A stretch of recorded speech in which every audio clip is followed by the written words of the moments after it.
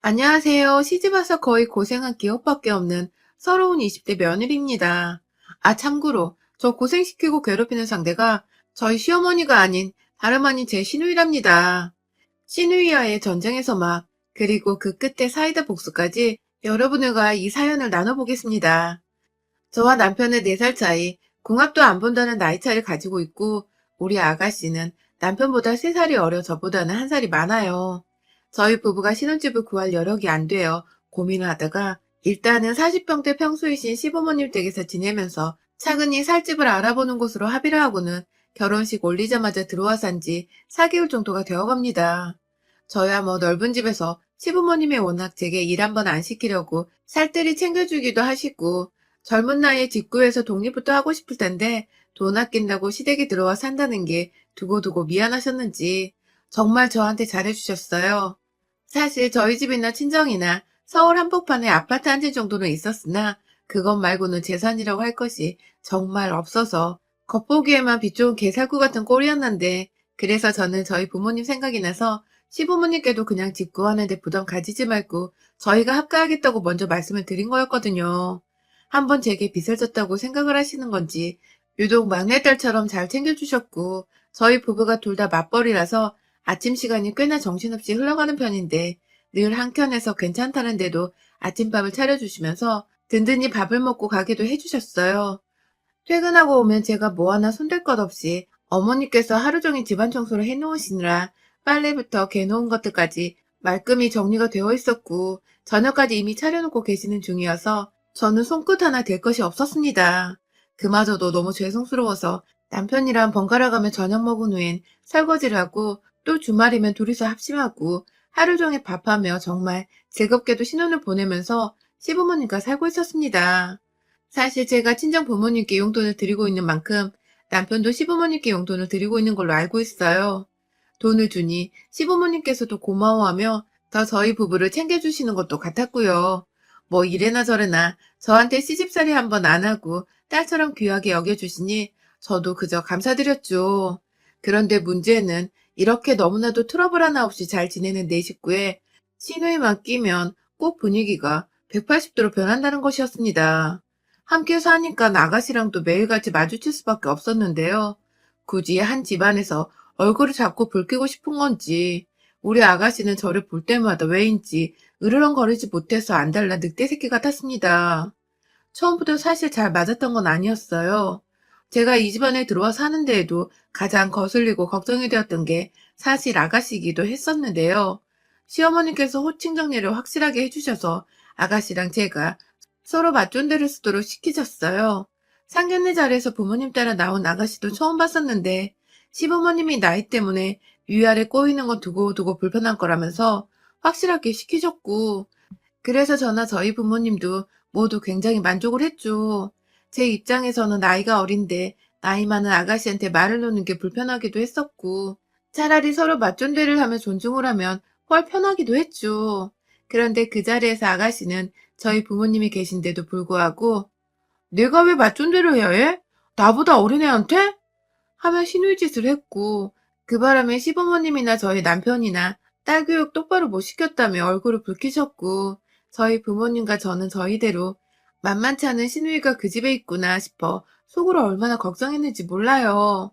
저희 엄마는 시누이 하나만 보면 이 결혼 절대 시킬 수가 없다며 잘 지낼 자신이 정말 있냐고 누누이 결혼 날짜를 잡아놓고도 저한테 결혼을 정말 해야겠냐고 불안한 마음에 닥달을 하셨고 저는 그때마다 이 결혼 자신 있다고 했죠. 시누이가 시누이짓을 해봤자 저도 웬만큼 사회 나가서 쓴소리 못하고 사는 성격이 아니었던지라 참다 참다 거슬리면 퍽 밟아주던가 해야겠다며 마음 단단히 먹었었습니다. 결혼을 하고 시댁에 들어와 보니 아가씨는 상상했던 것보다 더했어요. 이 집안에서 완전히 폭탄에다가 맑게 못 알아듣는 아픈 손가락이더라고요. 성질머리가 고약한 것은 둘째치고 사람이 영악한 데다 때도 잘 쓰고 살짝 애 같기도 해서 친구를 뒀을 때 딱 친구들 사이에서 이간질하고 괴롭히고 약점 잡고서는 그런 애 같았습니다. 문제는 그 성격을 도무지 제어할 생각을 안 하고 저한테 막 퍼부었다는 겁니다.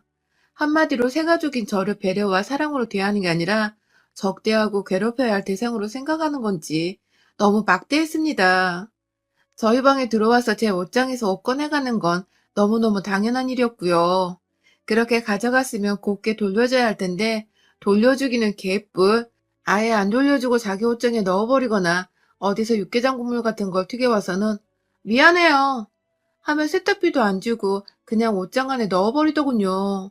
이런 것도 한두 번이야지 매번 이러니 제가 회사에 입고 갈 옷이 점점 사라지는 기분이었고, 저도 그간 여동생이랑 살면서 옷 입는 것에 정말 민감했었는데 홧김에 가족들 다 같이 밥 먹는 자리에서 아가씨를 향해 앞으로 내 옷 입지 말아요. 난 애초에 빌려준다 한 적도 없고 빌려가서 더럽힐 거면 앞으로 세탁비도 같이 받을게요. 라고 말을 했어요. 그러자 시누이는 민망했던지 누가 앞으로 입는데? 하며 반말을 찍 했고, 반말하지 말라고 쓱 하며 쳐다보는 시어머니한테 눈치를 보더니 이내 방 안으로 밥 먹다 말고 들어가 버렸어요. 분명 방으로 들어가면서 재수 없어 진짜 라고도 말을 했고요. 그 말을 함께 들은 시부모님과 남편은 또다시 덩달아 미안하고 민망했던지 입을 꾹 다무시며 밥만 드셨고, 저는 저대로 부모란 사람들이 가만히 있으니까 더는 뭐라 하지 않고 넘어갔습니다. 사실 시누이가 저를 막대하는 데 이유가 있었어요. 제가 우연히 남편이 야근하던 날 혼자 먼저 집에 와서는 씻고 방 안에 들어와 좀 쉬려고 하다가 바로 옆방에서 시누이가 시어머니랑 나누는 대화를 들었거든요. 그날도 밥 먹다가 시누이가 하도 옆에서 수저를 펑 놓는다든지 반찬을 의도적으로 제 앞에 있는 것들만 싹 다 비워버리는 등 저 싫다는 티를 하도 내서 제가 밥맛이 없어 그냥 그만 먹겠다고 자리에서 일어났는데, 아무래도 시어머니께서 저한테 미안하다며 시누이를 혼내려고 그 방에 들어가셨던 것 같아요. 막 나무라는 소리도 들리고 그러지 말라고 엄마 창피해 죽겠다는 소리를 하면서 시어머니가 한동안 잔소리를 하고 계신데 시누이가 고의적으로 저 들으라는 건지 아주 큰 소리로 말하더라고요. 자기가 학교 다닐 때 가장 싫어했던 친구를 제가 닮았대요. 전 엄연히 학교도 다르고 이름도 나이도 다 다른데 그저 좀 닮았던지 제가 그냥 다 싫다는 겁니다. 어쩐지 상견례부터 틱틱대며 절 그렇게 노려보더니 말이죠. 아무튼 저는 혹여나 시누이가 학교를 다니면서 따돌림이라도 당했었나 싶어서 뒤늦게야 저 지랄 맞은 성격이 다 교우관계가 원만하지 못했던 것으로부터 오는 상처구나 하면서 앞으로라도 시누이를 잘 보듬어줘야겠다는 생각을 하고 있었는데, 아 불싸 완전 반전인 얘기가 그 다음에 펼쳐졌습니다. 글쎄 시어머니가 그래 그래 네가 상처가 있었구나. 시누이가 주입으로 한다는 말이 아니 내가 따시킨 연말이야 라고 하더군요. 네, 참 대단한 우리 시누이는 지가 학폭 가해자였던 걸 그렇게 당당히 밝히면서 자긴 가해를 시킨 당사자였고 저는 따돌림을 당한 그 여자애를 닮았다고 싫다며 지랄을 떨었던 것입니다. 시간이 한참이나 지났어도 학폭 가해자란 년은 그걸 자랑이라는 듯 말하며 반성 한번 하지 않고 사는 게 열받고 재수없어 죽겠더라고요, 아주.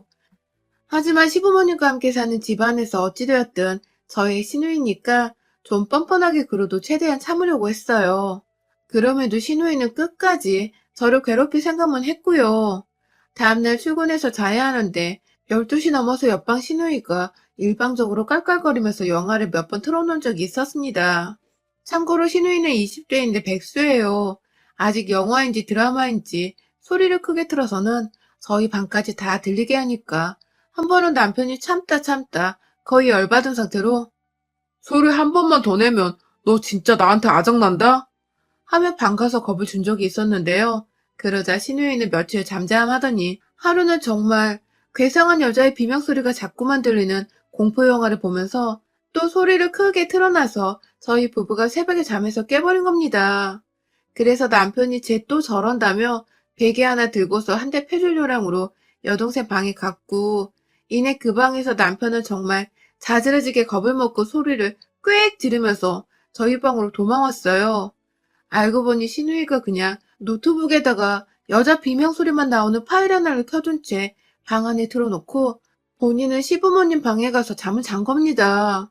그걸 모르던 남편은 여동생 방에 갔는데 사람은 없고 어디서 막 여자 비명소리가 들리니까 그 새벽에 귀신한테 홀리기라도 한 줄 알고 아주 기겁을 한 것이었죠.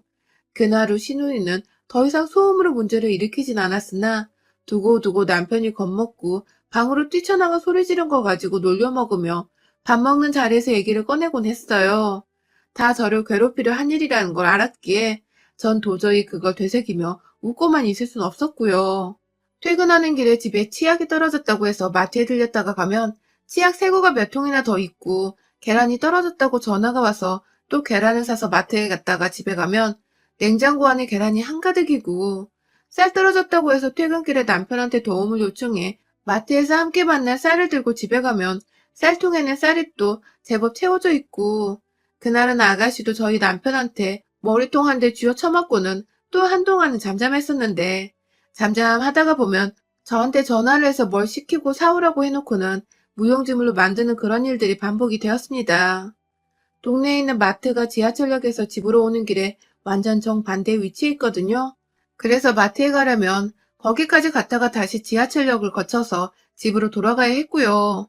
제법 먼 거리라 퇴근하고 집에 가는 길에 피곤한 저로서는 그게 두고두고 열이 받는 대목이었는데 아가씨는 그런 노동을 지속적으로 반복시키면서 저를 의도적으로 괴롭히려 했어요. 평소 자기 돈을 안 내려고 배달 음식을 먹고 싶다며 퇴근도 안 한 저한테 연락이 와서는 집으로 배달 음식을 시켜달라고 부탁한 적도 몇 번 있었고요. 저는 그럼 또 집에 가서 내내 봐야 하는 사람인데 문제 일으키기 싫다면서 웬만한 요구들은 다 들어주곤 했었고요. 그러다 얼마 전 눈이 펑펑 내렸던 그 한파 속의 날 시누이는 절 또다시 부려먹었습니다.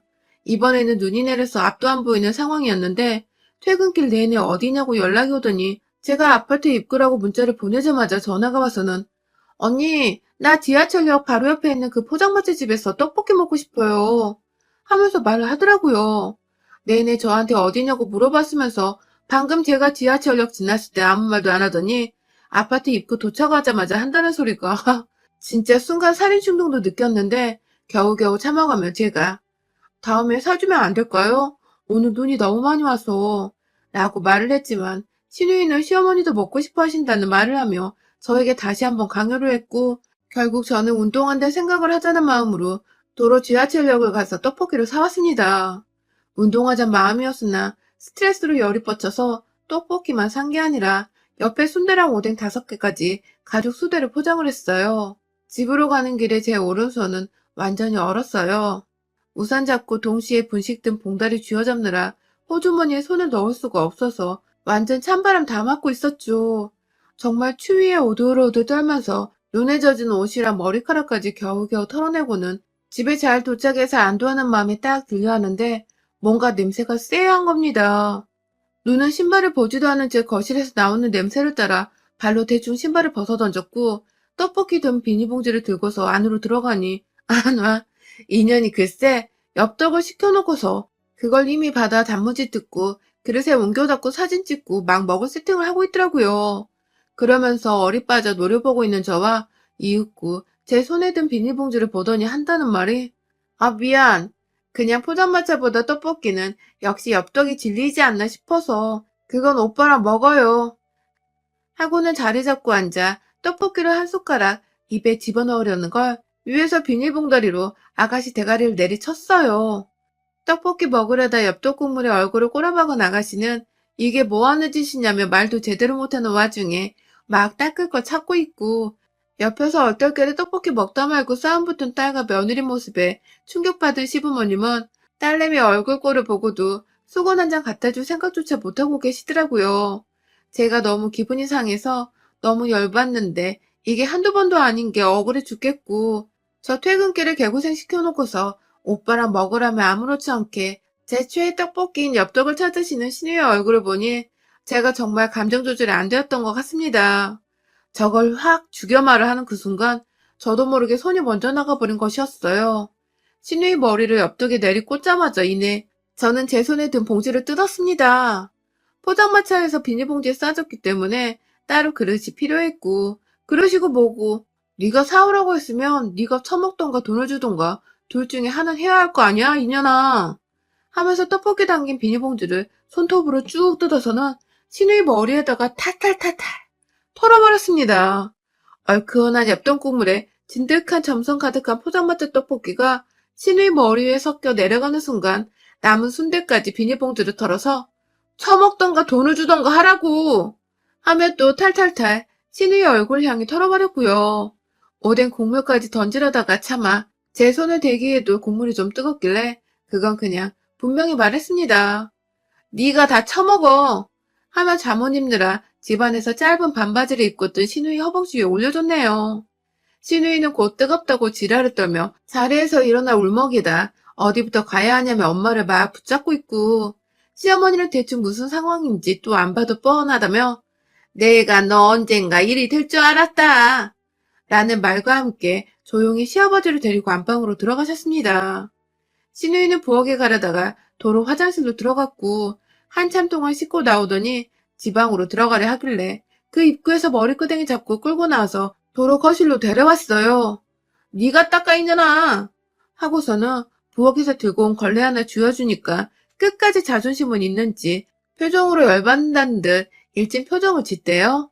지가 감히 학폭력 주제에 어디다 대고 버릇 못 고치고 씩씩거리면서 일진인 척을 하는지 지 나이가 내일 모레 30인데 아직도 사람 하나 아래 두면서 괴롭히고 지랄하는 성격을 못 고친 게 뭐 자랑이라고 말입니다. 그 모습에 넌 진짜 오늘 내 손에 모가지 하나 꺾여야겠다 하면서 오뎅 국물까지 쳐버리려고 바닥에 떨어져 있는 걸 주워다가 손톱으로 봉지 뜯으려고 하니 신우이는 걸레 하나 쥐어든 채 막 주량량을 치래요.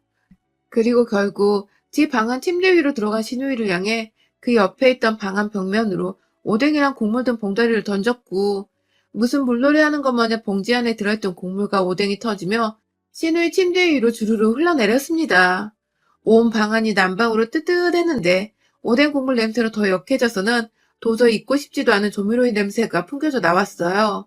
신우이는 그 밤에 방골이 이렇게 돼서 잠도 못 잔다고 어쩌냐고 하소연하며 거의 통곡하듯 울고 시어머니는 뒤늦게야 나와서는 제 편을 들어주시겠다며 네 방 네가 다 치워 거실도 네가 다 치워 하며 안방문 꼭 잠그고 들어가셔서는 안방에 하나 또 있는 TV 소리를 크게 틀어놓으셨습니다. 그 덕에 제가 몇 번 더 신우이 앞에서 지랄을 떨어대며 욕을 신랄하게 까줬고 신우이는 그제서야 제가 학창시절 당하기만 하던 그 친구와는 정말 다른 사람이라 생각을 한 건지 기가 푹 죽어서는 잠자코 제 욕을 듣기만 하다가 제가 씻는다고 샤워를 하는 사이 말끔하게 거실을 치워놨더라고요. 냄새 뺀다고 창문까지 열어놓고 말이죠. 그날 뒤늦게 퇴근하고 들어온 남편은 신우이가 뭔가 잠잠한 게 이상했던지 뭔 일 있냐고 물어보는데 신우이는 별말 않고 제 눈치를 보며 그 오뎅 냄새 나는 방 안으로 피신한다고 방문까지 잠그고 들어가대요. 뭐 덕분에 저는 비록 떡볶이는 먹지 못했으나 남편한테 야식이 땡긴다고 말해서 남편이 엽떡을 주문해줬고요. 신우이 들으라면 시부모님께 어머님 아버님 엽떡 드시겠어요? 하며 A상 질문 한번 던져드리곤 남편과 거실에서 맛있게 떡볶이 먹으며 하루를 마무리 지었습니다. 그날 후 신우이는 저보기 껄끄럽고 쪽팔린다며 저 출근하는 시간에 코빼기도 보이질 않았고 퇴근하고 나서도 저녁을 먼저 먹은 건지 다 같이 먹는 저녁 자리에도 모습을 보이지 않았어요. 요즘엔 오히려 시어머니께 공무원 시험 칠 거니까 고시원 들어가고 싶다며 독립하게 해달라고 조르고 있다네요. 물론 시어머니는 돈 없으니 네가 벌어 나가란 입장이고 그 바람에 신우이는 공무원 시험이고 뭐고 일단 알바부터 하겠다고 동네 편의점 알바구에 다닌답니다. 그 덕에 시어머님은 제가 딸내미 정신 차리게 해준 것 같다며 제가 본인 딸한테 그 지랄을 떨었는데도 고맙다는 말씀하며 절 더 예뻐해주고 계시고요. 뒤늦게 무슨 일이 있었는지를 알게 된 남편은 뒤늦게야 열이 받아서는 어쩌다 마주치는 아가씨하고 인사도 안 나눈 채 노려보기만 하다 지나치곤 하고요. 아마 우리 아가씨에겐 바깥보다 집안이 더 혹독하고 추운 한겨울일 것입니다. 그런 아가씨가 더 오래 눈치 보이고 간 떨려하며 절 어려워하고 살 수 있도록 최선을 다해 앞으로도 여러 번 길을 더 죽여주며 살까 해요. 반성 못하고 괴롭힐 줄만 아는 학폭녀의 죄후 제 손으로 직접 더 만신창이로 만들어볼까 합니다. 응원해주세요. 여러분의 생각은 댓글로 남겨주세요. 오늘도 시청해주셔서 정말 감사합니다.